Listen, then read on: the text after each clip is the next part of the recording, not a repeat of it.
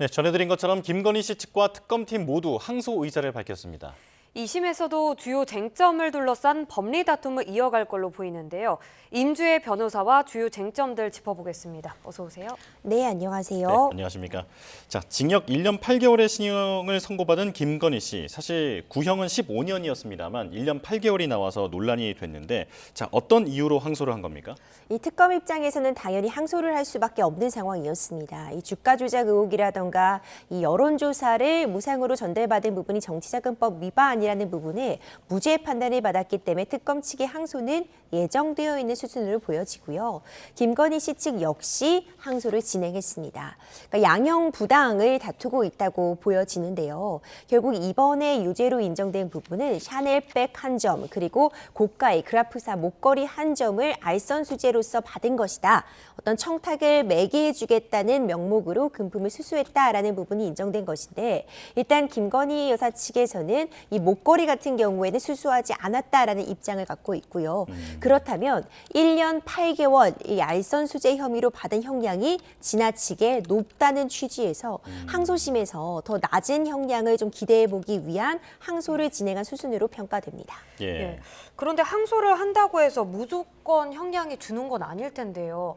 반대로 형량이 늘어날 수도 있는 건가요? 그렇습니다. 만약 특검 측에서는 항소를 포기하고 이 김건희 측에서만 이 항소를 했다고 하면은요, 불이익 변경 금지의 원칙에 따라서 1심보다 더 높은 형량이 선고될 수는 없습니다.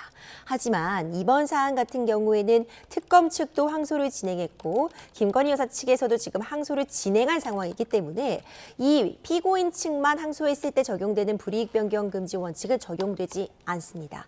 따라서 법리적으로 보자면 항소심에서 이 징역 1년 8개월보다 높은 형량이 선고되는 것은 가능한 상황입니다.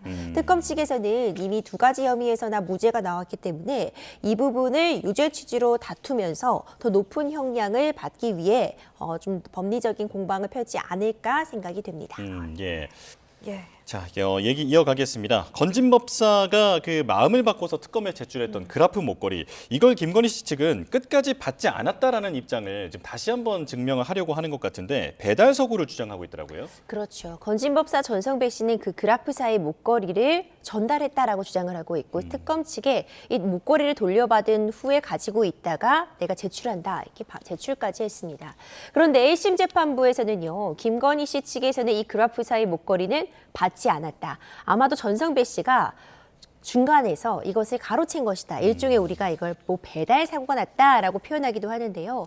본인에게까지 오지 않고 전성배 씨 선에서 문제가 해결된 것이다라는 취지의 주장을 해오고 있었습니다. 하지만 1심 재판부의 판단은 달랐습니다. 전성배 씨가 거짓말을 말할 만한 그런 유인이 없다는 판단이 주된 근거였는데요. 이 샤넬백 같은 부분은 실제로 전성배 씨가 전달을 했고 전달이 된 것도 맞는데 굳이 갑자기 목걸이에 대해서만 전달을 했다고 거짓말을 말하고 이 목걸이를 특검에 제출할 이유가 없어 보인다라는 취지였습니다. 이제 이 부분과 관련해서 항소심에서 김건희 여사 측에서는 이 목걸이는 받지 않았다라는 주장을 다시 한번 강조하고 있는 것으로 보이는데요.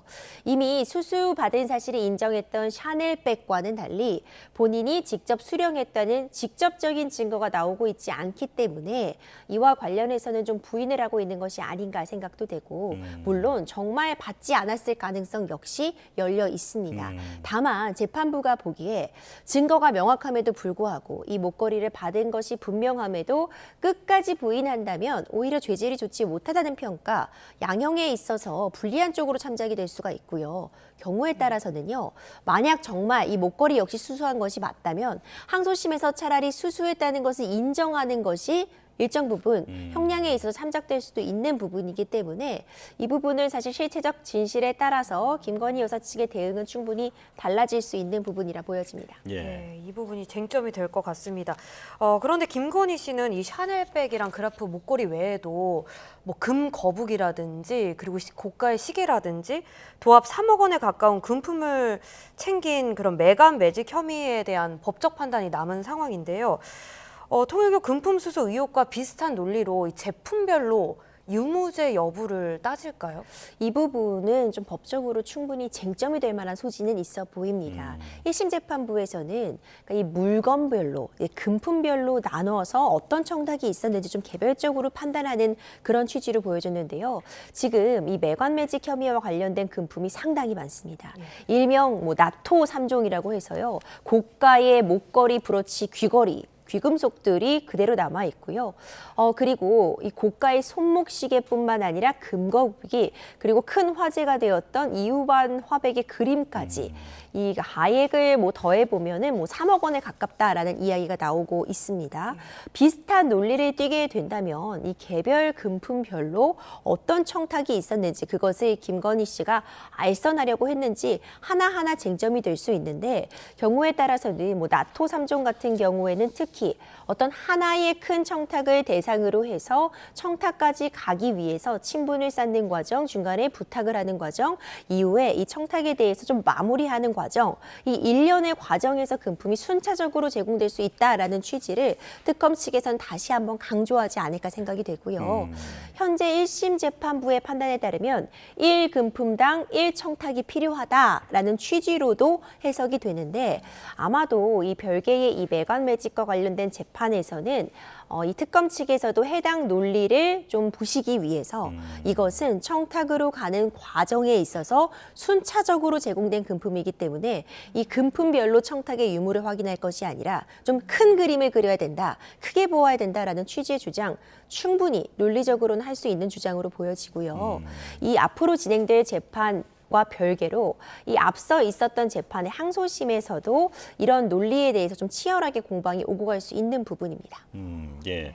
그러니까 그 샤넬백 2점 중에 최초의 한 점에 대해서는 그 전후에 어떤 청탁이 보이지 않는다라고 하면서 무죄를 선고했는데, 그 부분이 이번에 이 매관매직에서도 그런 논리가 적용될 수도 있다라는 그 가능성을 말씀을 해주셨는데요. 자, 권성동 의원도 징역 2년을 받아들일 수 없다라면서 선고 당일에 바로 항소장을 제출했습니다. 어떤 이유였습니까? 이 권성동 의원 같은 경우에는 통일교 측으로부터 1억 원의 금품을 전달받았다는 부분이 인정이 됐습니다. 통상적인 경우라면 1억 원의 금품을 주고받은 것에 더 직접적인 근거가 남아있거나 증거를 찾기는 좀 어려울 수 있었는데, 이번 사안 같은 경우에는 그 1억 원의 실물 사진 같은 것이 등장을 했고요. 전후에 문자 메시지 같은 것들이 남아있어서 재판부 입장에서는 비교적 증거가 명확했다라는 취지였던 것 같습니다. 당연히 권성동 의원 측에서는 항소를 진행할 수밖에 없는데, 징역 2년이 그대로 확정이 되게 된다면 이 국회의원 신분도 당연히 의원직을 상실하게 되는 형이라고 볼 수 있고요. 향후 10년간 피선거권이 박탈되게 되는 중형이라고 볼 수 있습니다.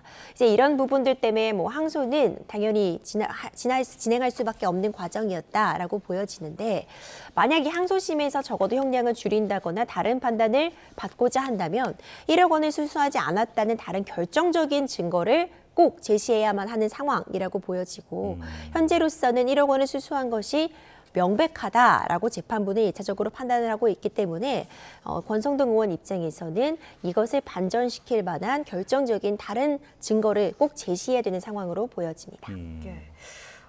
앞서 저희가 말한 것처럼 김건희 특검팀도 항소장을 제출을 했는데, 특검이 이제 3가지 혐의 중에서 어떤 혐의를 특히 좀 입증하려고 할까요? 일단 주가 조작 부분에서 무죄가 나온 게 특검팀은 굉장히 뼈아프다고 보여집니다. 이 도이치모터 주가 조작 의혹은요, 사실 특검 출발 전부터 김건희 씨에 대한 봐주기 수사의 어떤 시발점이 된 사안으로 국민적인 관심도가 매우 높았습니다. 그리고 특검팀이 이전에 무혐의를 받았던 걸 이후에 재수사 과정이 있었고 전격적으로 기소를 하고, 특히 추가로 확인되는 증거들, 증권사 직원과 김건희 씨와의 통화 내용 등을 보면 주가 조작 사실을 인지하고 있었다라는 새로운 결정적인 증거들이 등장하면서 이번에는 유죄 판단을 받을 수 있을 것이다라는 기대감이 좀 상당했던 그런 죄목이었거든요.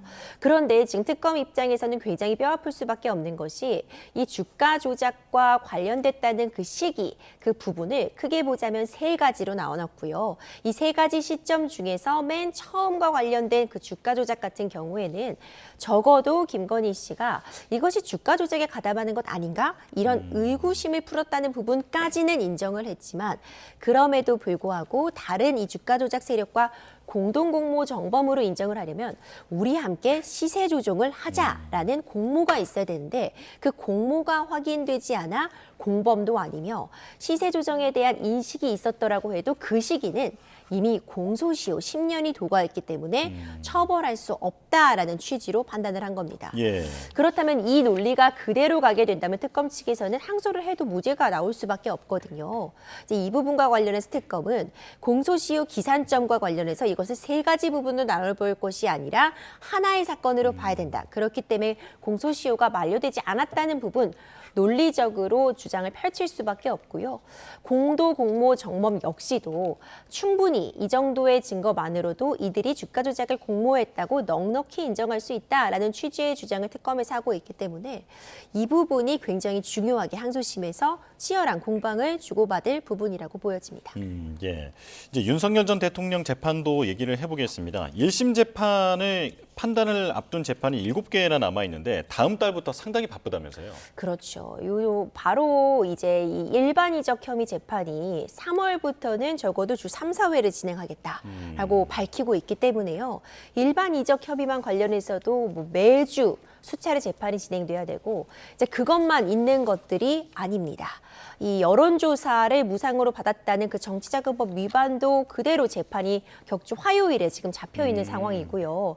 이것만 있는 것이 아니라 이제 항소심도 진행이 될 예정입니다. 체포방해 혐의로 1심에서 징역 5년이 선고가 되었는데 이에 대한 항소심 그리고 2월 달에는 이 재판의 본류라고 볼 수 있는 내란의 우두머리 재판 1심 선고도 있기 때문에 이 부분도 항소 진행이 사실 예정되어 있는 수순이기 때문에요. 매일 재판에 참여해야 된다라고 말해도 과언이 아닌 상황입니다. 그렇다면 이제 줄줄이 진행될 재판을 대비하는 것도 방어권 행사 측면에서 만만치 않은 일정이 될 것이다라는 부분은 충분히 예측이 됩니다. 네. 이렇게 재판의 속도를 내는 이유가 6개월 안에 1심 결론을 내야 하는 633 규정 때문에 그런 건가요? 그렇죠. 일단 특검법에 따르면요. 일명 633 원칙이라고 해서 1심은 6개월 안에 선고를 해야 되고 항소심과 이 상고심 같은 경우에는 선고 이후 3개월 내에 결론을 내려야 된다라는 규정이 담겨 있습니다. 이제 이 부분이 그대로 적용이 되게 된다면 항소심 같은 경우에도 이미 체포방해 혐의 5년이 선고되었는데 3개월 안에 항소심이 결론이 나게 된다면 5월 전에 결론이 나게 됩니다. 그런데 이제 한 가지 어찌 보자면 좀 변수로 떠오르고 있는 것이 내란전담 재판부의 구성입니다. 이 해당 내란전담 재판부와 관련된 법들을 보면 신속하게 진행돼야 된다고 되어 있는데 물론 그 법의 취지가 3개월이라고 못 박지 않았다고 해서 항소심을 더 길게 가져가도 된다는 취지는 분명히 아닙니다. 다만 이 재판을 진행하는 과정에서 뭐 증인이 많이 늘어난다거나 법리적으로 공방이 지속되고 길어지게 된다면 3개월을 조금 넘어도 3개월 안에 항소심을 선고해야 된다고 규정이 못 박아 있는 것은 아니니까 큰 무리는 없을 수 있다. 이런 얘기가 나오는데요. 하지만 법 전체의 취지 그리고 특검법이 있었던 그런 균형성을 고려할 때 내란전담 재판부가 도입이 되더라도 신속한 재판의 원칙에는 큰 변함이 없으리라고 봅니다. 예. 하지만 이게 적혀 있는 걸로 보면은 재판 기간을 명시하지 않은 것은 사실이다. 네, 이렇게 정리를 하겠습니다. 여기까지 말씀드리겠습니다. 임주혜 변호사와 함께했습니다. 고맙습니다. 그렇습니다.